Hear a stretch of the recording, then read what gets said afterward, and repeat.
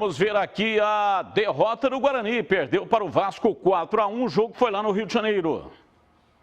Na estreia de Lisca no comando do Vasco, goleada Cruz Maltina em São Januário.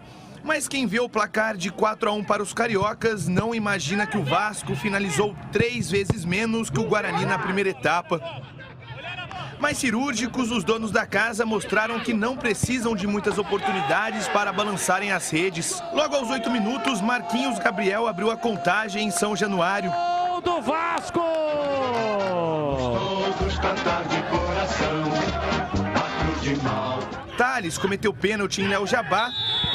Cano foi para a cobrança e ampliou para o Vasco. Gol do Vasco! Mas mesmo com os gols de Marquinhos, Gabriel e Cano, o personagem da partida tinha outro nome, Vanderlei. O camisão vascaíno salvou a equipe de Lisca pelo menos 5 vezes. Destaque para essa defesaça em cobrança de falta perfeita de Regis. Davó ainda perdeu uma ótima oportunidade para o Guarani no final da primeira etapa. No segundo tempo, os donos da casa foram ainda mais cirúrgicos. Aos 23 minutos, Léo Jabá cruzou para a área e Bruno Silva desviou contra o próprio gol. Goleada aberta em São Januário. Todos cantar de coração. E se você acha que Vanderlei parou de trabalhar na segunda etapa, tá muito enganado. O goleirão salvou o Vasco mais uma vez nesse chute de Lucão do break. Mas na segunda tentativa, o camisa 99 conseguiu vencer Vanderlei e descontou para o Guarani 3-1.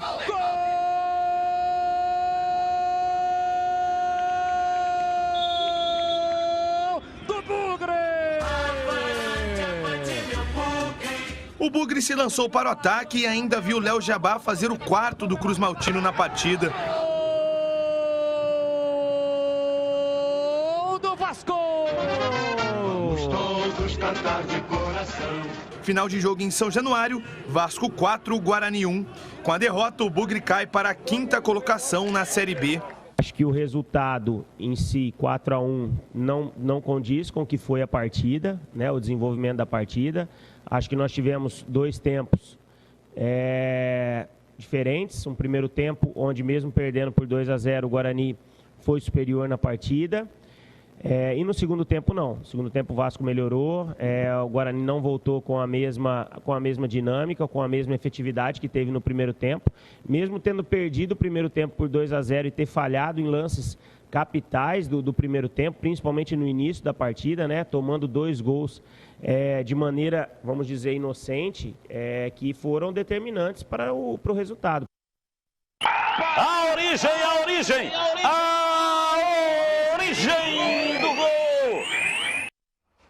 A origem do gol vai para o Massayuki. Alô, Massa! Massa é o cabeleireiro das estrelas. Epa. Ele pediu aqui para mandar a origem para Juliana Zambelli, filha do doutor Helder e neta da Nilza Zambelli.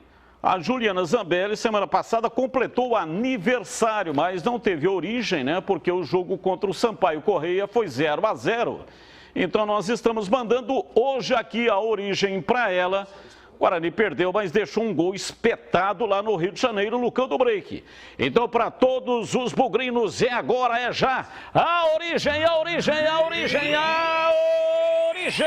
do gol! Vamos ver como é que o gol aconteceu, ó. Cobrança de escanteio. O Vanderlei trabalhou muito, hein? E a jogada foi do próprio Lucão, que agora vem fazer o gol, né? Olha lá, cabeçada fatal. Cabeçada letal. Lucão do break. Hashtag faltam 6. Exatamente, faltam 6. Quando ele chegar a 8 gols, não vou falar quem, mas tem alguém aqui que vai dançar o break aqui no nosso território. Quem será, hein?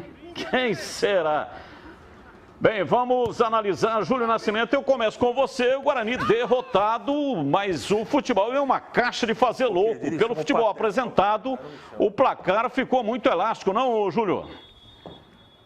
Batista, até eu debati isso com o CH aqui no programa Nossa Área, na Rádio Bandeirantes, porque o Daniel Paulista fala sobre isso na entrevista coletiva, né? Ele fala que o desempenho do Guarani foi superior demais para ter sido um 4-1.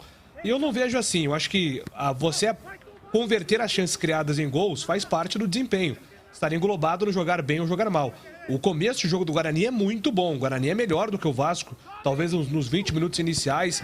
Exige grandes defesas do Vanderlei, que teve ali uma defesa elástica, uma das mais bonitas do campeonato.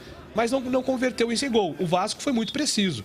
Numa noite inspirada do Léo Jabá, do Marquinhos Gabriel, todas as chances criadas pelo Vasco, quase todas foram convertidas.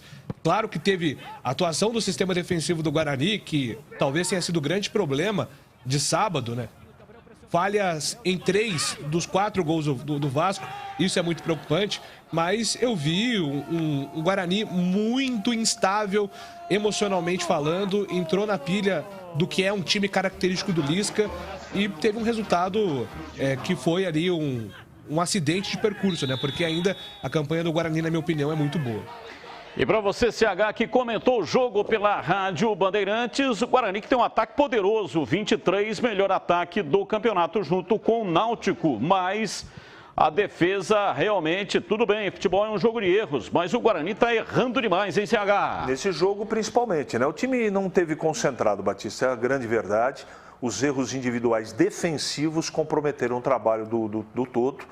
Eu até entendo que o Daniel Paulista vá na entrevista coletiva para poder valorizar o grupo, ele não expõe publicamente, eu acho que ele está correto, mas ele não pode só dizer que o Guarani, o Vasco não mereceu o resultado, essa coisa toda.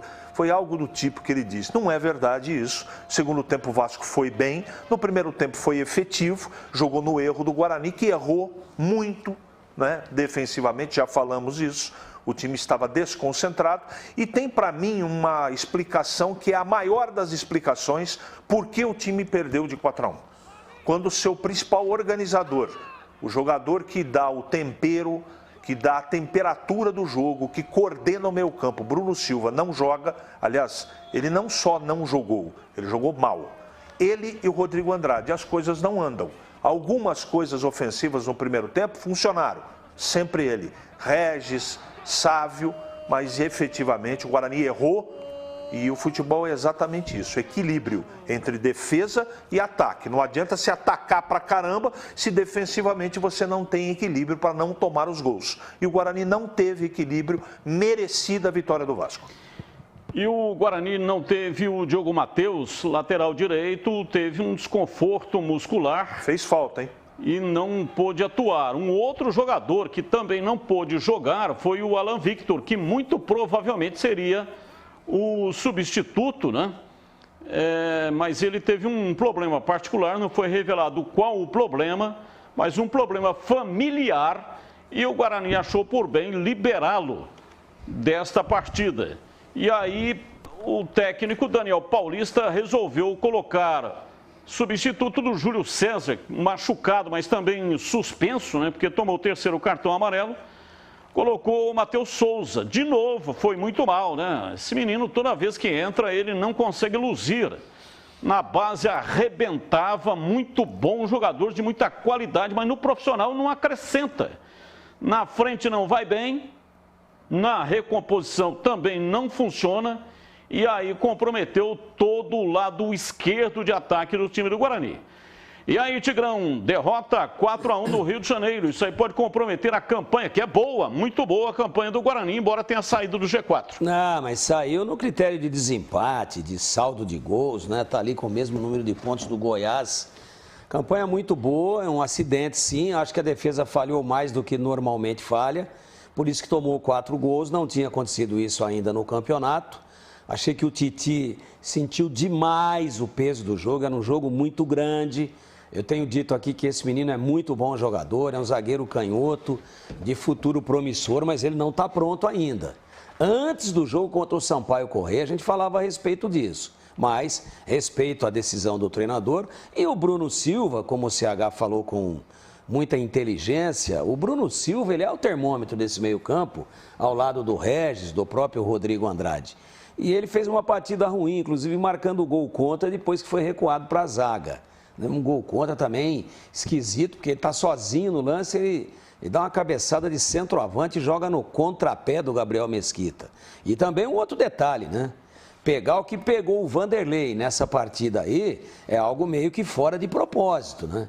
Uma partida monumental do goleiro do Vasco, sobretudo no primeiro tempo, o que mostra que o Guarani criou muito. Então, para quem não viu o jogo, né, e pega aí o site Carlos Batista e abre e vê o placar só depois do jogo. Nossa, o Vasco sapateou em cima do Guarani. Não é verdade.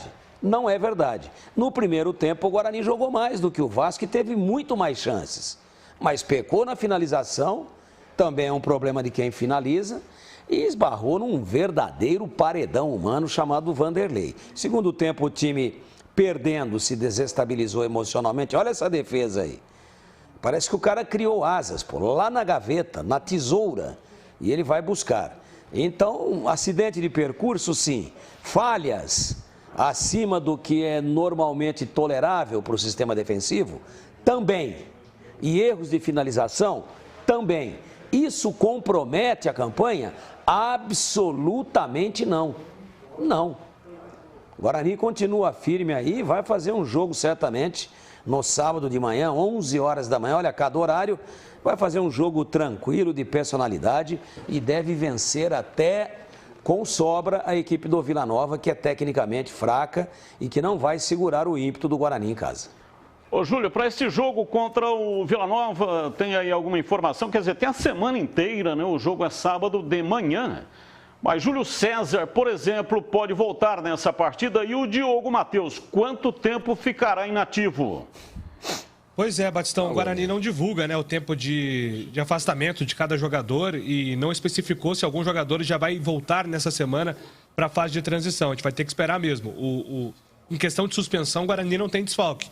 O Júlio César volta, vai ser reavaliado, porque também estava machucado, e o Guarani não tem ninguém suspenso. Então vai depender exclusivamente do departamento médico. O Ian Carlo, que é um zagueiro que estava afastado há um tempo, ele colocou na rede social hoje que voltou a treinar. De repente é uma nova opção para o sistema defensivo, já que o Ronaldo Alves e o Carlão estão fora. O Titi é a única opção aí entre os jogadores suplentes. Então, de repente, o Ian Carlo vira uma opção para o sistema defensivo para os próximos jogos. E uma notícia de preocupação para o torcedor do Guarani é que o Regis agora entra pendurado, né, Batista? O Guarani tem dependido muito do futebol do Regis nesse campeonato e agora vai viver um momento de tensão aí com esse jogador com 2 cartões amarelos, porque a gente sabe que é o protagonista do time, né?